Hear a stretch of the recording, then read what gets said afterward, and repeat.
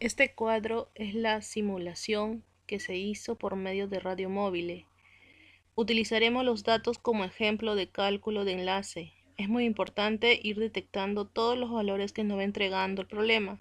Por ejemplo, aquí podemos ver que está a la distancia, el tipo de terreno, la potencia de salida del transmisor, la frecuencia a la cual se transmitirá la línea de transmisión, cuántos metros va a tener en cada uno de los puntos desde el equipo donde está la antena, el objetivo de confiabilidad, los tipos de las antenas y su diámetro. Básicamente la metodología más sencilla es seguir el orden del cálculo que mostraré a continuación, con la finalidad de determinar cuál de los tres receptores que nos ofrece el problema sería el más apropiado para nuestro cálculo de enlace.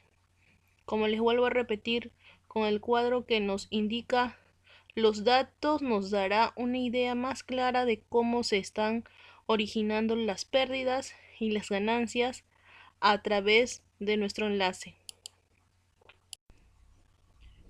Como primer paso, tenemos que convertir la potencia que está en watts a dBwatts, utilizando la fórmula que es 10 logaritmo de esa potencia.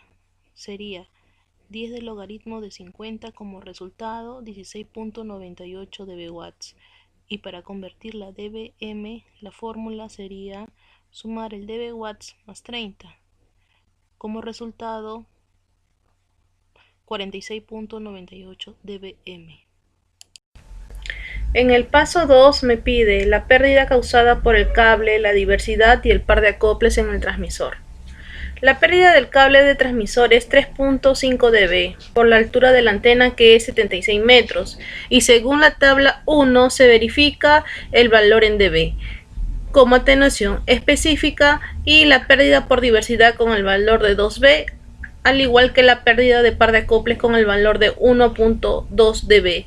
Entonces multiplicamos 3.5 dB por 76 metros, entre 100 sería 2,66 dB. Al querer hallar la longitud del cable por pérdida total, se sumaría todo y como respuesta es 5,86 dB. En el paso 3 nos pide la pérdida causada por el cable, la diversidad y el par de acoples en el receptor. Es el mismo procedimiento que el anterior. La única diferencia sería en la altura de la antena, que es 60 metros de altura. Realizamos la operación 3.5 por 60 entre 100 es igual a 0,9 dB. De ahí sumamos para poder hallar la longitud del cable por pérdida total del receptor, que sería 4,1 dB. En el paso 4 nos pide la ganancia de la antena transmisora. En este caso la antena del transmisor de rejilla es de 1.8 metros a 1.5 GHz y lo verificamos en la tabla 4. Con estos datos obtenemos como ganancia 25.8 dB. En el paso 5 nos pide la ganancia de la antena receptora. En este caso la antena receptora sólida es de 3.7 metros a 1.5 GHz.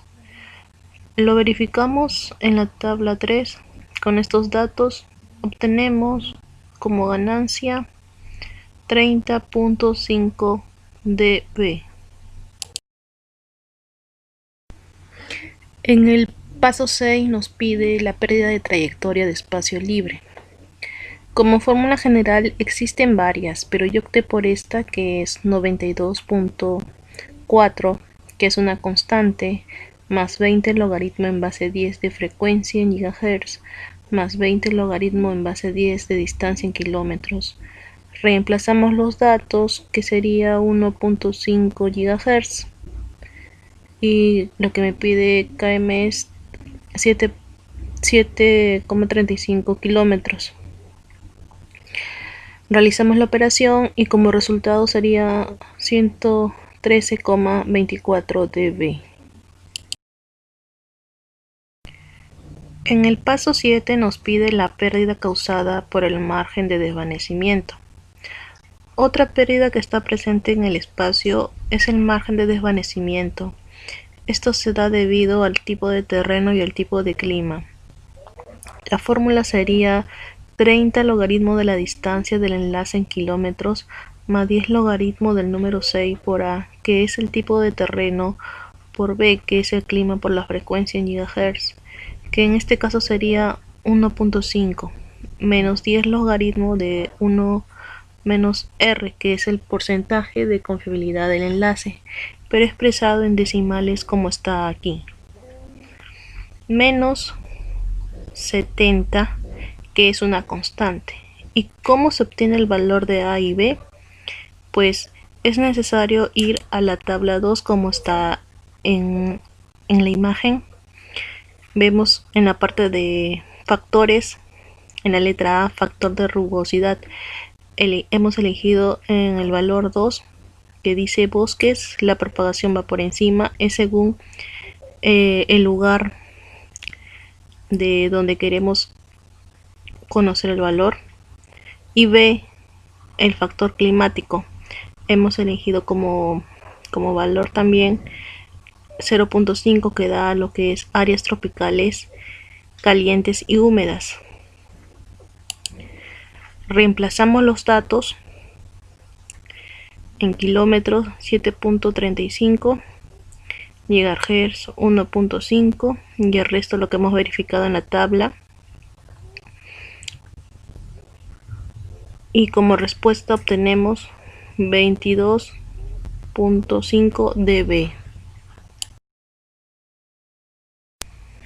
En el paso 8 me pide la potencia recibida en watts, dB y dBm. Ahora que tenemos los valores de pérdidas y ganancias del sistema, procedemos a calcular la potencia recibida con la siguiente fórmula. La potencia de salida del transmisor menos longitud del cable por pérdida total del transmisor más la ganancia de la antena transmisora menos la pérdida de trayectoria del espacio libre menos la pérdida causada por el margen de desvanecimiento más la ganancia de la antena receptora menos la longitud del cable por pérdida total del receptor. Reemplazamos los datos y la respuesta sería menos 72,42 dB watts. Como ya tenemos el resultado, menos 72,42 dB watts, lo transformamos a dBm sumándole 30. Como respuesta sería menos 42,42 dBm. Recuerden que su valor, que es un valor negativo, por lo tanto la respuesta también lo será. Ahora es importante que cambiemos este valor a watts aplicando el antilogaritmo de la potencia dB watts, que sería menos 72,42 dB watts entre 10, que es parte de la fórmula, y el resultado sería 57,27 femtowatts. En el paso 9 me indica: considerando que se tienen las siguientes tres opciones para la compra del receptor, elija que tenga la sensibilidad apropiada, convierta su valor a watts y explique por qué es el receptor más conveniente. En este caso hemos elegido a la antena receptora Stirling, cuyo umbral es de menos 79 dBm y su equivalente de potencia sería 12,58 femtowatts. Por lo tanto, recibe bien la señal y puede escuchar una potencia receptora de menos 42,42 dBm, que equivale a 57,27 femtowatts. Y como último paso, hallar la zona de Fresnel. Como fórmula tenemos F1, que es igual a la radio de la primera zona de Fresnel en metros, 12,32, que es un valor constante, raíz de R1 por R2, ambos en kilómetros. El valor de ellos consiste en la distancia de la antena al obstáculo sobre R, que es la distancia entre antenas en kilómetros, por la frecuencia de operación del sistema en gigahertz. Como datos en el cuadro de radio móvil que se mostró al inicio, me da la distancia de antenas, que es 7,5 kilómetros, y en Google Earth, que trabaja a la par con radio móvil y brinda los datos para resolver este problema, entonces nos da el dato, valga la redundancia, de la antena transmisora al obstáculo, que sería 1,70 kilómetros. Para hallar del receptor al obstáculo se restaría la distancia entre las antenas, que sería 7,5 kilómetros, menos 1,70 kilómetros, que sería la antena del transmisor al obstáculo. Y la respuesta es 5,8 kilómetros. Reemplazamos los datos, 17.32 por 9.86 sobre 11.25. La respuesta en este caso sería 15,17 metros. Ahora, para que el nivel de recepción sea equivalente al obtenido en el espacio libre, es suficiente tener libre al menos el 60% de la primera zona de Fresnel a lo largo de todo el trayecto. Eso quiere decir que sacaremos el 60% de la respuesta anterior, que sería 15,17 metros. Y lo resolveríamos de la siguiente manera. 60 por 15,17 sobre 100, lo cual me brindaría como respuesta 9,10. Y aquello es la distancia que debe estar libre en la primera zona de Fresnel. Gracias.